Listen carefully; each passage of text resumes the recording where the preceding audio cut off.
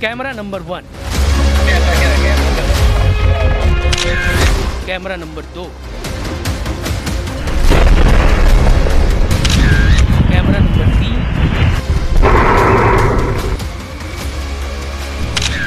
Camera number 4 और camera number 5। ये Iran नहीं है, ये लेबनान नहीं है, ना ही ये दुबई, कतर या बहरीन है। ये ईरान का दुश्मन नंबर 2 इजराइल भी नहीं है। ये है अमेरिका, ईरान का दुश्मन नंबर 1। और यहाँ लगी आग ने ट्रंप की नींद उड़ा दी। ट्रंप ने वार्निंग ईरान को दी, लेकिन जलने अमेरिका लगा। क्या हुआ? हादसा था या हमला हुआ? हमला हुआ तो पीछे कौन?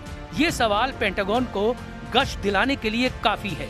अमेरिका में देखे जा रहे ये वीडियो ट्रंप को ईरान और इजराइल में गिर रही मिसाइल की याद दिला रहे हैं।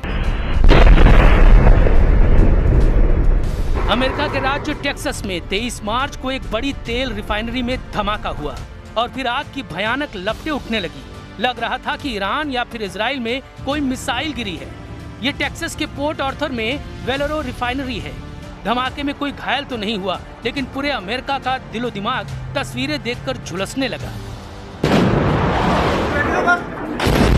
इजराइल पर गिरती ईरान की मिसाइलों के बीच ट्रंप को जब पता लगा कि एक धमाका उनके देश में भी हुआ है, तो जाहिर है तनाव का लेवल क्या होगा।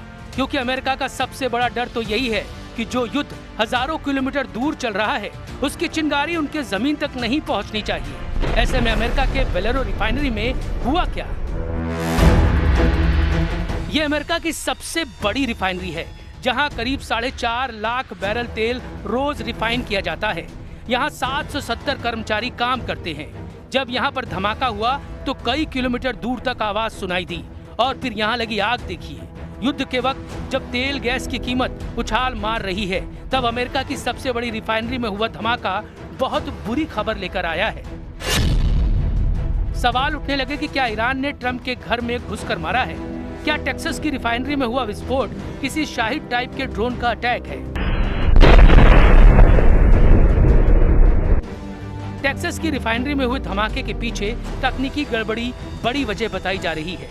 इंडस्ट्रियल हीटर में खराबी से लेकर डीजल प्रोसेसिंग यूनिट में आग लगना, ये तमाम वजहें इसके बारे में बताई जा रही हैं। लेकिन जब तक ये तस्वीरें ट्रंप के सामने रहीं, उनके तनाव का मीटर रिकॉर्ड तोड़ रहा था।